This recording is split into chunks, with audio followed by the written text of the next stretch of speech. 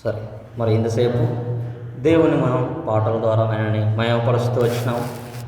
మరి ఈ సమయం మరి దేవుడు మనతో మాట్లాడలాగున వాక్యం నుంచి కొన్ని లేఖనాలు మరి మనం ధ్యానించుకుందాం. మరి వాక్యంలోకి వెళ్ళే ముందు మరి దేవుడు మనకు సహాయం చేయలాగున చిన్న ప్రార్థనని మనం చేసుకుందాం. ప్రేమగల మా తండ్రి, కృపగల దేవా తండ్రి, ప్రభు మరి ఇంతవరకు మాతో ఉండి తండ్రి ప్రభు మరి పాటల ద్వారా ప్రభు మరి మిమ్మల్ని మయమపరచుటకు ఇచ్చిన ప్రభు మరి సమయాన్ని బట్టి మీకు వేలాది స్తుతులు చెల్లిస్తున్నాం తండ్రి. ప్రభు మరి ఈ సమయంలో మేము వాక్యంలోకి వెళ్తుండగా మాతో మాట్లాడమని అడుగుతున్నాం తండ్రి. ప్రభు మరి కావాల్సిన హెచ్చరికలు వాక్యాన్ని బోధించమని అడుగుతున్నాం తండ్రి. ప్రభు మన తండ్రి ఇంకా ప్రభు మా యొక్క సహోదరులు ఎవరైతే తండ్రి ఇంకా మార్గ మధ్యంలో ఉంటున్నారో తండ్రి ప్రభు మరి వారి త్వరపెట్టి నడిపించండి తండ్రి. అలాగనే తండ్రి ప్రభు మరి ఇంకెవరైతే నిర్లక్ష్యంగా తండ్రి యొక్క సమయాన్ని వృధా చేసుకుంటున్నారో అట్టి వారితో మీరు మాట్లాడి తండ్రి మీ సన్నిధికి నడిపించమని అడుగుతున్నాం తండ్రి. ఈ శ్రేష్టమైన సమయంలో తండ్రి మీ చేతులు మేము అప్పగించుకుంటూ నేను తగ్గించుకుంటూ నేను నామం హెచ్చిస్తూ నజరుడైన యేసుక్రీస్తు నామములో అడుగుచున్నామా తండ్రి, ఆమేన్. సరే, దేవుని వాక్యంలోకి మనం వెళ్ళినప్పుడు మరి ఈరోజు రెస్పాన్సిబుల్ బ్రదర్స్ మీటింగ్. మనము ప్రతిసారి మరి రెస్పాన్సిబుల్ మీటింగ్లో మనం మాట్లాడుకుంటూ వస్తూనే ఉంటాం. ఏంటంటే మరి దేవుడు ప్రతి ఒక్కరికి ఒక బాధ్యత అనేది ఇస్తూ వచ్చినాడు. సంఘంలో కానీ, ఇంట్లో కానీ, బయట వ్యవస్థలో కానీ ప్రతి ఒక్కరికి ఒక బాధ్యత అనేది దేవుడు ఇస్తూ వచ్చినాడు. అయితే మరి మనకి కూడా మనం సంఘంలో ఉంటున్నాం కాబట్టి మనకు కూడా దేవుడు ఒక బాధ్యతని ఇస్తూ వస్తున్నాడు. సర్వెంట్ లీడర్స్ లైక్ జీసస్, యేసు ప్రభు లాంటి జీవితాన్ని జీవించే బాధ్యతను మనకి ఇస్తూ వచ్చినాడు. మనం ఎలాగ జీవించాలంటే ప్రభు అయిన యేసుక్రీస్తు వారు ఎలాగైతే జీవించినారో అలాగనే మనము జీవించాలి. అలాగనే మనము ఆ యొక్క లీడర్షిప్ క్వాలిటీస్ ఎలాగైతే దేవునికి యేసు ప్రభుకి లీడర్షిప్ క్వాలిటీస్ ఎలాగైతే ఉన్నాయో అలాంటి క్వాలిటీస్ మనలో కూడా ఉండాలని దేవుని యొక్క వాక్యం సెలవిస్తుంది. అయితే దేవుని యొక్క లీడర్షిప్ క్వాలిటీస్ ఎలాంటివి? లీడర్షిప్ క్వాలిటీస్ అంటే ఒక నాయకుడికి ఉండవలసిన లక్షణాల్లో మరి ఆయనకి ఎలాంటి లక్షణం ఉందంటే తగ్గించే లక్షణం. ఎంత ఉండని యేసు ప్రభు గొప్పవాడైనా సరే మన యందు తగ్గించుకున్నాడు. ఎలాగ తగ్గించుకున్నాడు చూస్తే యోహాను సువార్త 13వ అధ్యాయం, యోహాను సువార్త 13వ అధ్యాయం 14-15 వచనాలు మనం చూసినప్పుడు దేవుడు మరి ఆయన శిష్యుల పాదాలు కడుగుతున్నాడు. కాబట్టి ప్రభువును బోధకుడైన నేను ఇక్కడ చూసినట్టయితే ఏమంటున్నాడు? దేవుని యొక్క పరిచయం.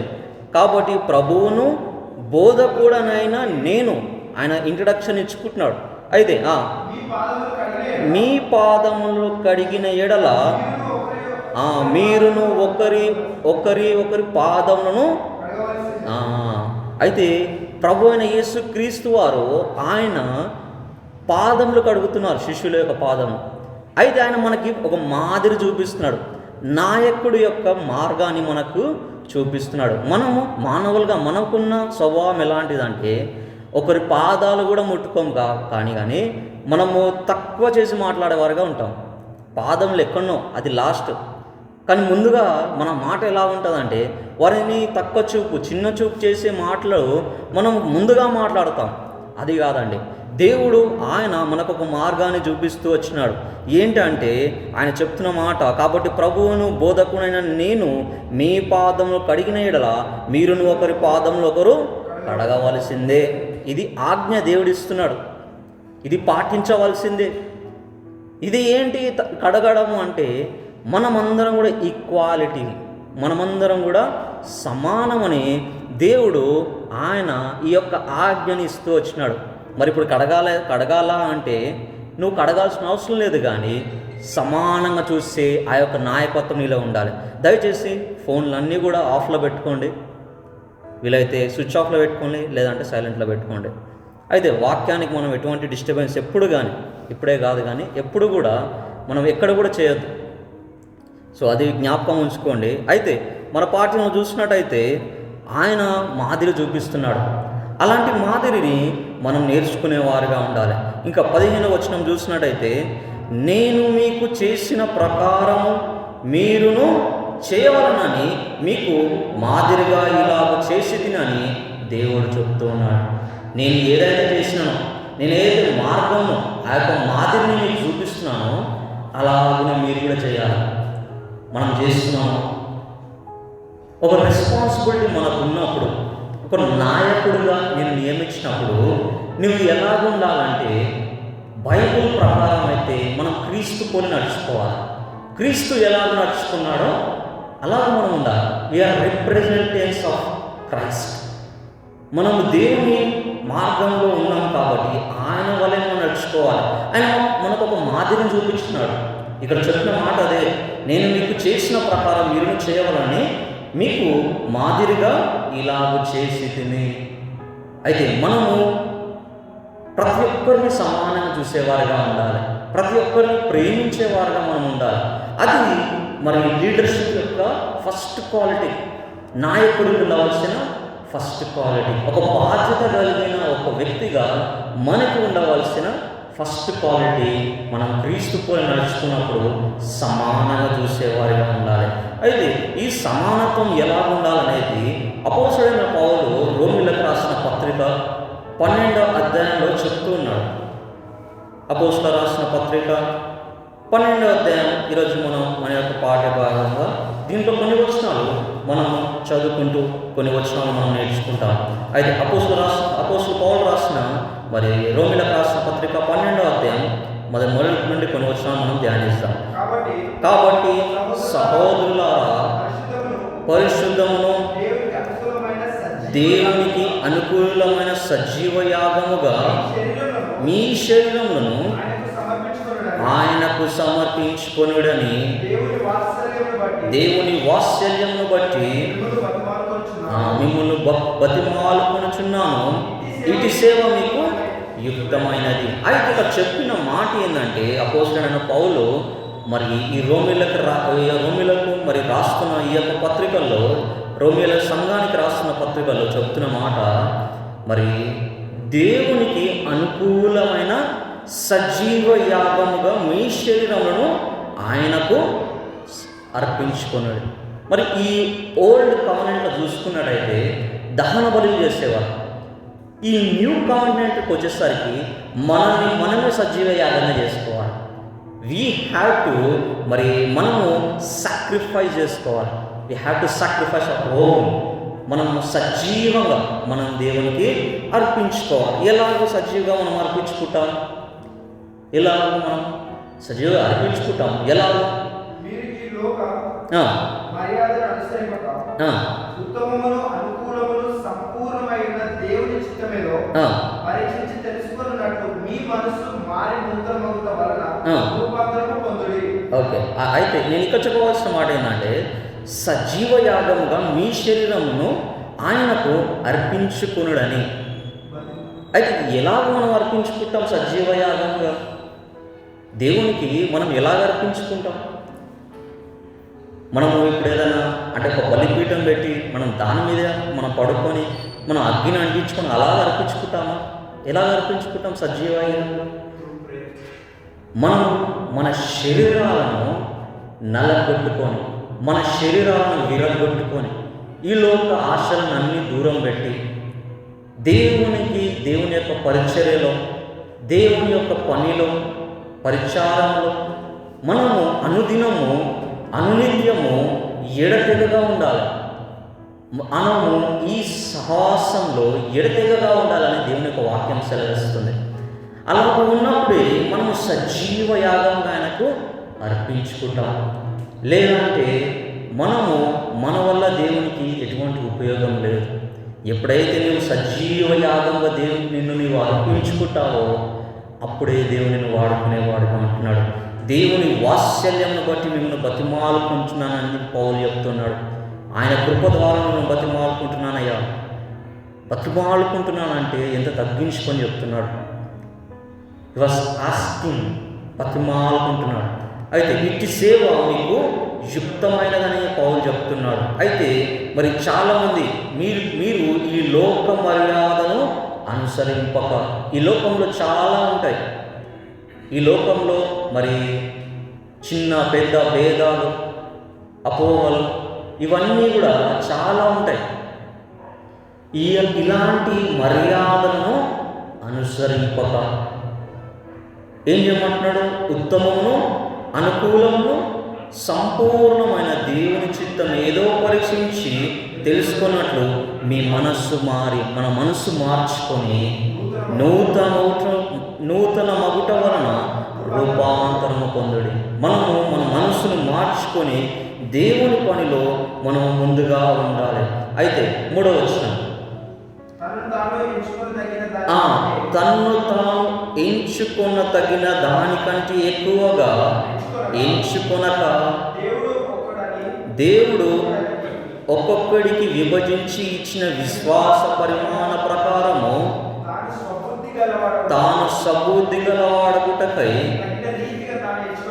తగిన రీతిగా తన్ను ఎంచుకోవాలనని నాకు అనుగ్రహింపబడిన కృపను బట్టి మీలో ఉన్న ప్రతి వానితోనూ చెప్పుచున్నాను. అయితే ఇక్కడ పౌలు నీట్గా చెప్తున్నాడు, చాలా మంచిగా చెప్తున్నాడు. అయ్యా, తను తాను ఎంచుకొన తగిన దానికంటే ఎక్కువగా ఎంచుకొనక, మనం కొన్నిసార్లు ఈ స్టాండర్డ్లో నేను ఉండాలి, అంటే ఈ పొజిషన్లో, దేవుని మందిరంలో ఈ పొజిషన్లో నేను ఉండాలి, ప్రతి దాంట్లో నేను హెచ్చుగా ఉండాలి, అందరికీ కనిపించేలాగా ఉండాలి, అందరి ముందు నేనే ఉందా, అంటే పెద్ద మనిషిలాగా, ఒక లీడర్ లాగా ఒక పొజిషన్లో నేను ఉండాలని హెచ్చించుకున్న దానికంటే ఎక్కువగా హెచ్చించుకుంటాను.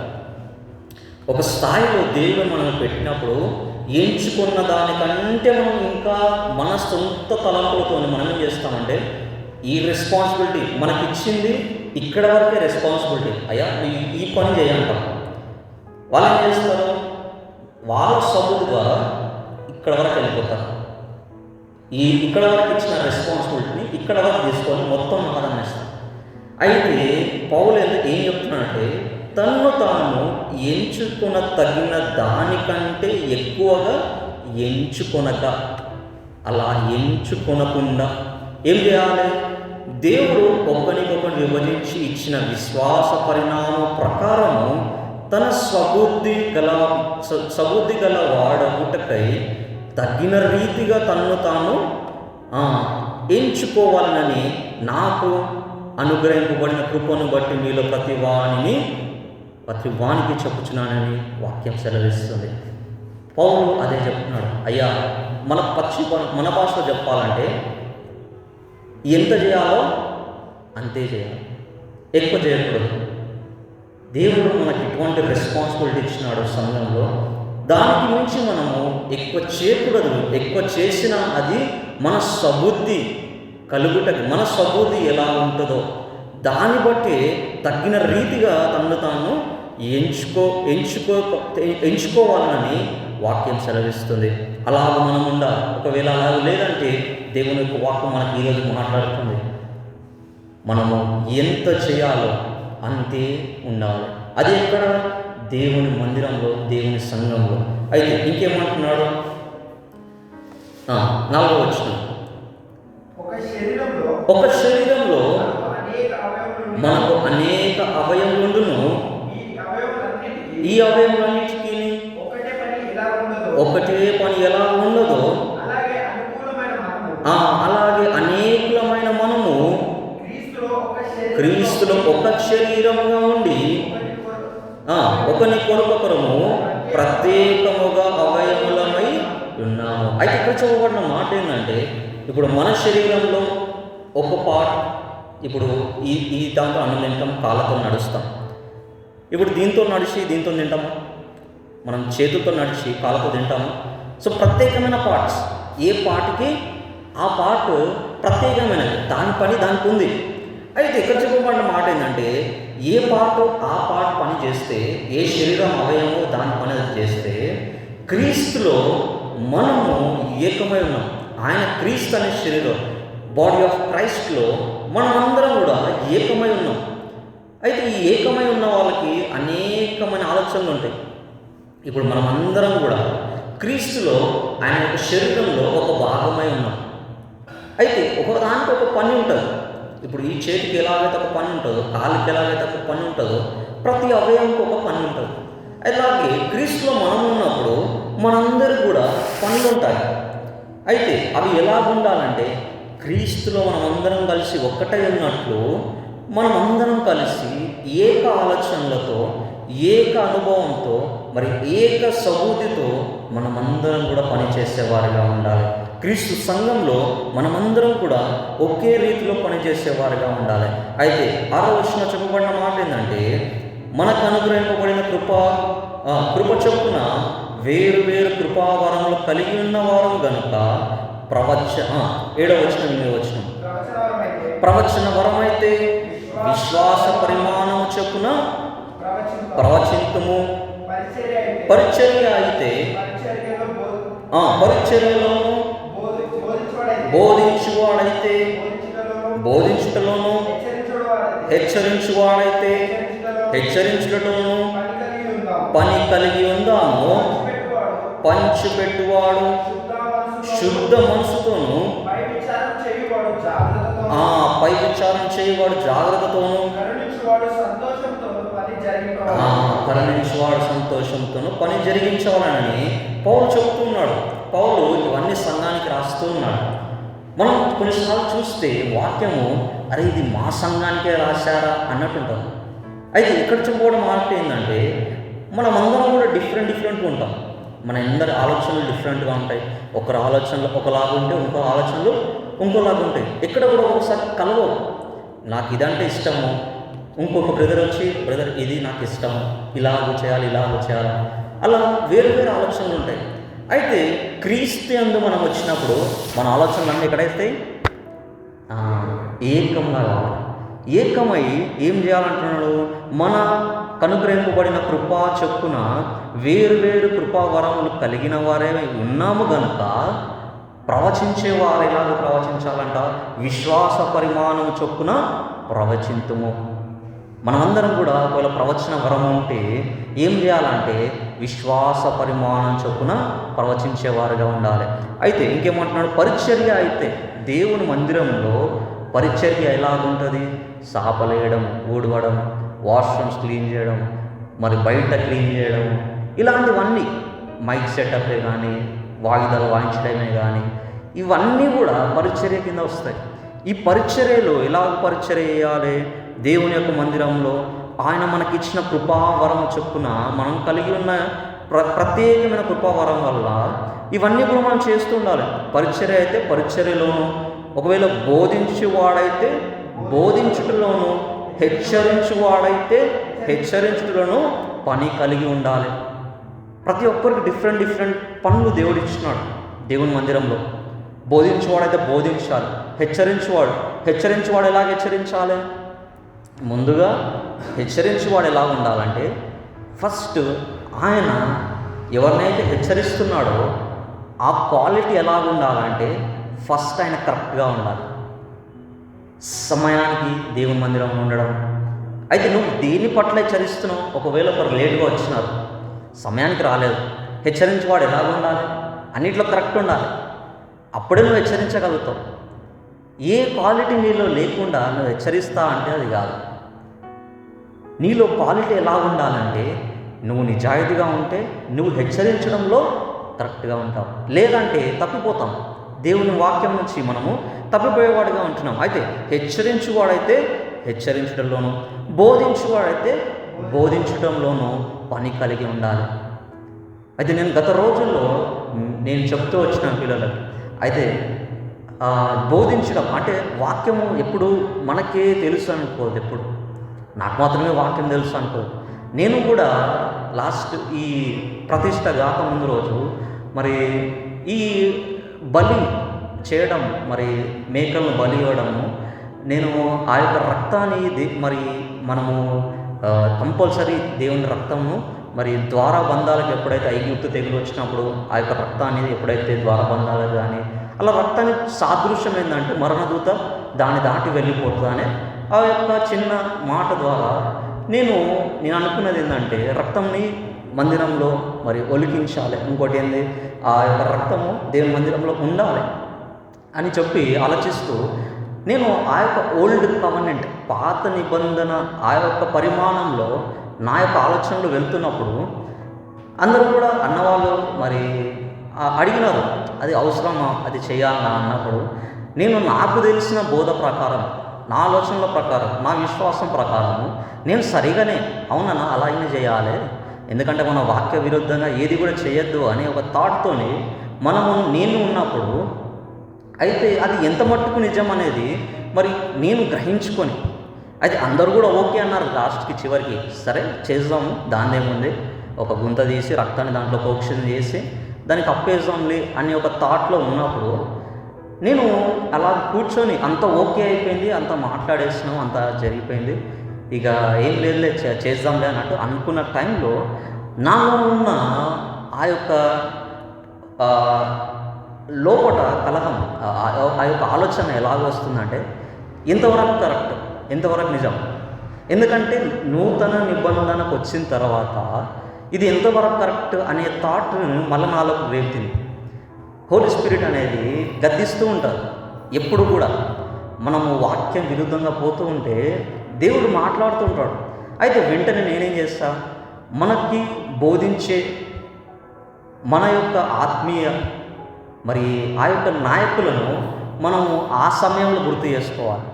అప్పుడు నేను విజయపాల్ అంకుల్కి కాల్ చేశాను, అంకుల్ ఇలాగ జరుగుతుంది, మరి చేయొచ్చా ఇలా ఈ విధంగా అంటే, దానిలో ఏం లేదు, చేసినా ఏం లేదు, చేయకపోయినా ఏం లేదు అన్నాడు. అదేంటి అంకుల్ అట్లా చేసినా ఏం లేదంటే, అవును చేసినా ఏం లేదు, చేయకపోయినా ఏం లేదు, ఎందుకంటే మన కోసం ఆల్రెడీ దేవుడు సిలువలో ఆయన రక్తాన్ని కార్చినాడు. ఆ యొక్క పాప క్షమాపణ రక్షణ మనకి దొరికింది. ఇక నీకు మేకల రక్తం, కోళ్ళ రక్తం ద్వారా మనకి ఎటువంటి రక్షణ లేదు అన్నప్పుడు గ్రహింపు దేవుడు ఇచ్చినాడు. వెంటనే అన్న వాళ్ళకి, అన్న క్షమించండి, సారీ అలా చేయకూడదు అని మనల్ని మనం తగ్గించుకొని ఎప్పుడైతే క్షమాపణ చెప్పుకుంటామో మనము మనుషుల ముందు చిన్న చూపు అయినా సరే దేవుని యందు మనము హెచ్చింపబడతాం. ఒకవేళ బోధించేవాడైతే బోధనలోనూ కరెక్ట్గా ఉండాలి. అలాగూ మనము నేర్చుకోవాలి.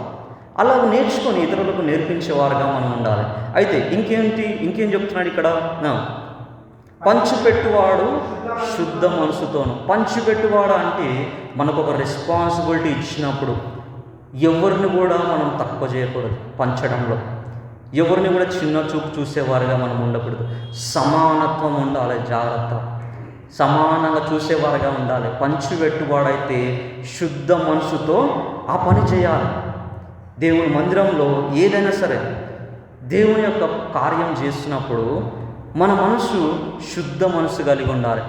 పంచిపెట్టడంలో శుద్ధ మనసు కలిగి దేవుని పని చేసేవారుగా ఉండాలి. ఇంకా విచారణ చేయువాడు జాగ్రత్తలను, ఇలాంటి విచారణ చేయవాడు అంటే సంఘం యొక్క క్షేమం, సంఘం యొక్క అభివృద్ధి, ఇలాంటి విచారణ చేసేవాడు ఎలాగుండాలంట, జాగ్రత్త చేయాలంట, జాగ్రత్తగా. ఎందుకంటే ఫ్యూచర్లో ఏం జరుగుతుందో, దాని పరిణామం ఎలాగ ఉంటుందో చూసుకొని దాంట్లో జాగ్రత్తగా ఉండేవారుగా ఉండాలి. కరుణించువాడు సంతోషము పని చెరిగించవలెను. ఇవన్నీ కూడా మనం చేసినప్పుడు మరి ఆ యొక్క మరి కరుణ చూపించేటప్పుడు కూడా మనము సంతోషంగా చూపించేవారుగా ఉంటాం. కొంతమంది మీద మనం కరుణ ఏదో ఇస్తున్నాంలే అన్నట్టు ఇచ్చేస్తాం. ఒకరి మీద దయ చూపించేటప్పుడు, కరుణ చూపించేటప్పుడు, ప్రేమ చూపించేటప్పుడు మనం ఏదో ఆశించి చూపించేవారుగా ఉంటున్నాం. అయితే ఇక్కడ చెప్పబడిన మాట ఏంటంటే సంతోషము చేయాలి. కరుణ చూపిస్తే ఒకరి మీద మనం కరుణ కానీ ఇష్టంగా చూపించినప్పుడు సంతోషం ఉండాలి మన హృదయంలో. అలా ఉండాలని, అలాగ పని జరిగించుకోవాలని దేవుడు వాక్యం ద్వారా సెలవిస్తున్నాడు. 9వ వచనం చూసుకుంటే మీ ప్రేమ నిష్కపటమై ఉండవలెను, చెడ్డదాన్ని అసహించుకొని మంచిదాన్ని హత్తుకొని ఉండుడి. మన ప్రేమ కొన్నిసార్లు చూస్తూ ఉంటే దేవుని యొక్క సంఘంలో నిష్కపటమైన ప్రేమ ఉండదు, కపటమైన ప్రేమ ఉండదు. పైకి నవ్వుతూ ప్రైజ్ లార్డ్ బ్రదర్ అంటూ ఉంటారు, కానీ పక్కన వెళ్ళేసరికి అయ్యో ఈయన జీవితం మాకు తెలియదా, నిష్కపటం ఎక్కడుంది? కపటమైన ప్రేమ, వేషధార కలిగి ఉంటున్నాం. అలాంటి ప్రేమ ఉండకూడదు.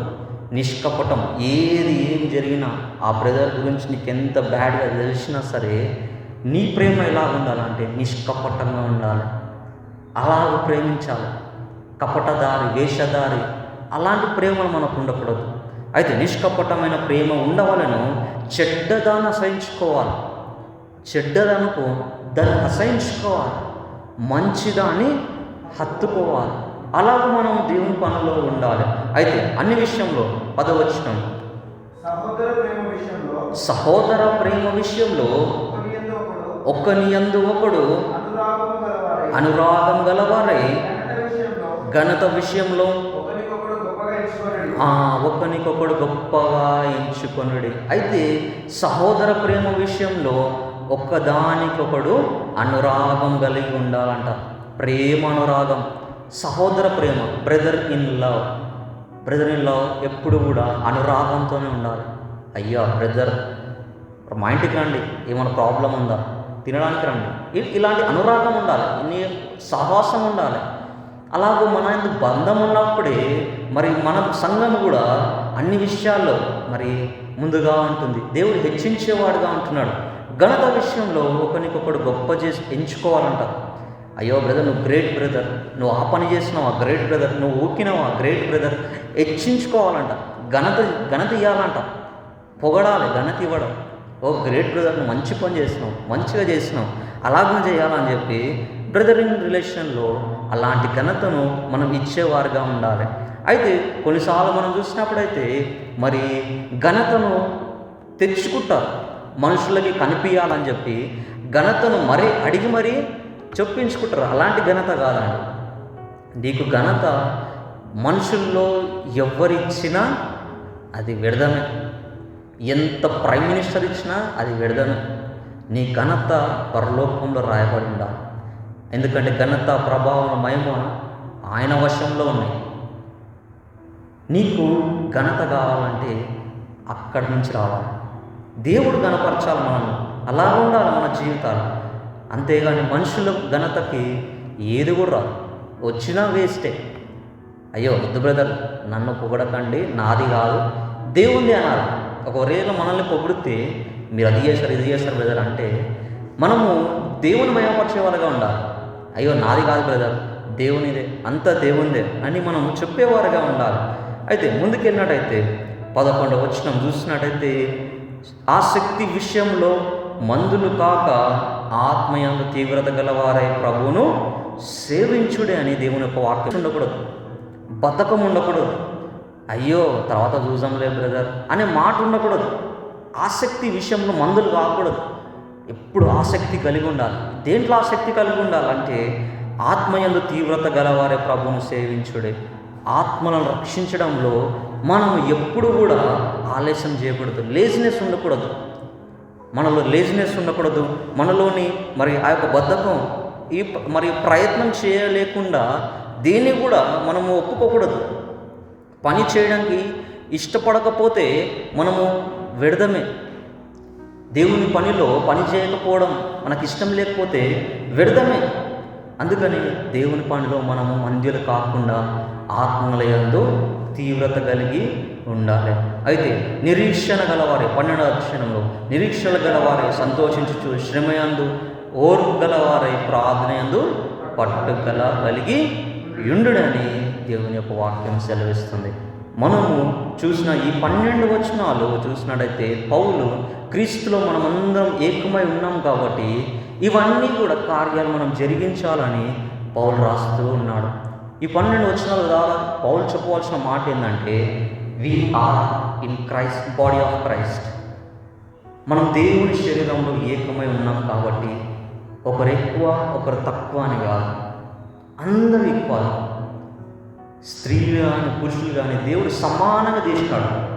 సో మనము ఇలాగూ మన లీడర్షిప్ ఉండాలంటే ప్రభు అయిన యేసుక్రీస్తు వారు ఆయన శిష్యుల పాదాలు ఎలాగైతే కడిగినాడో, ఎలాగ మనకు మాదిరి చూపించినాడు, అటువంటి రెస్పాన్సిబిలిటీ సంఘంలో నీకు నాకు కలిగి ఉండాలి. సమానంగా చూసేది. ఇప్పుడు చెప్పబడిన ప్రతి ఒక్క పనిని మనం సమానంగా కలిగి చేయాలి. ప్రతి దాంట్లోనూ నిష్కపటమైన ప్రేమ కలిగి ఉండాలి. కపటం లేని ప్రేమ, వేషధారు వల్ల మనం ఉండకూడదు. దేవుని యొక్క వాక్యం సెలవిస్తుంది. ఈ 12 వచనాల ద్వారా దేవుడు మనతో మాట్లాడుతూ వచ్చినాడు. మనం నిరీక్షణ గలవారమై సంతోషించుచు, శ్రమయందు ఓర్పు గలవారమై, ప్రార్థనయందు పట్టుదల కలిగి ఉండాలి. అలాంటి పట్టుదల నీకు నాకు ఉండాలి. క్రైస్తవ జీవితంలో ప్రార్థన లేకపోతే ఏమీ కూడా చేయలేదు. మరి నాకు తెలిసి బ్రదర్స్ ఇంతకుముందు ఉన్న పట్టుదల లేదేమో అనిపిస్తుంది నేను వచ్చినప్పుడు చూసినప్పుడు. ఎందుకంటే ప్రతిష్ట ముందు చాలామంది వచ్చినారు, చాలా బాధ్యతగా తీసుకుని ఉన్నారు. కానీ ప్రార్థనలో బాధ్యత లేకపోతే వ్యర్థమండి. ఎన్ని చేసినా వ్యర్థమే. దేవుని మందిరాన్ని ప్రతిష్ఠించేసినాము, అయిపోయిందిలే అనుకుంటే అది వ్యర్థమే. ఎందుకంటే సొలొమోనుకి దేవుడు చెప్పినాడు, అయ్యా నువ్వు మందిరాన్ని కట్టినావు, మంచిగానే కట్టినావు, కానీ నువ్వు నన్ను మర్చిపోయినావు అనుకో అంతా కూడా పోతా అన్నాడు. అలాగనే జరిగింది. సొలొమోను మర్చిపోయినాడు, దేవుడు అంతా కూడా తీసేసుకున్నాడు సొలొమోను నుంచి. సొలొమోను ఆయన యొక్క జీవితము వ్యర్థంగా అయిపోయింది. జ్ఞానాన్ని పొందుకున్నాడు, జ్ఞానాన్ని ఎలా యూజ్ చేసుకోవాలో తెలియలేకపోయింది. సో అలాగున మందిరాన్ని కట్టేసుకున్నాం, ప్రతిష్ట చేసేసుకున్నాం, అయిపోయిందే అనుకోవద్దు. ఇది మొదలుకొని ఇప్పుడు నుంచి మనకి స్టార్ట్ అవుతుంది. మందిరాన్ని ప్రతిష్ఠించినప్పుడు దేవుడు ఇక్కడ నివసిస్తున్నాడు, దేవుడు చూస్తూ ఉంటాడు. అన్నీ ఆయన జీవ గ్రంథంలో లెక్కిస్తూ ఉంటాడు. సో మనం జాగ్రత్తగా ఉండాలి. ఏ దాంట్లో అయినా సరే దేవుని పనిలో మనము ముందుగా ఉండాలి, శ్రద్ధగా చేయాలి, పట్టుదల కలిగి ఉండాలి. ఇంకా ముఖ్యంగా ప్రార్థనలో పట్టుదల కలిగి ఉండాలి. ఏ అవసరం ఉన్నా సరే మనం ముందుగా చేయాల్సింది ఏంటంటే ప్రార్థన. అలాగ చేసి మనము దేవుని చిత్తంలో మన సమస్త చింత యావత్నంతా కూడా ఆయన మీద మోపేవారికి మనం ఉండాలని దేవుని యొక్క వాక్యం సెలవిస్తుంది. దేవుడు ఈ కొద్ది మాటలను దీవించునుగాక.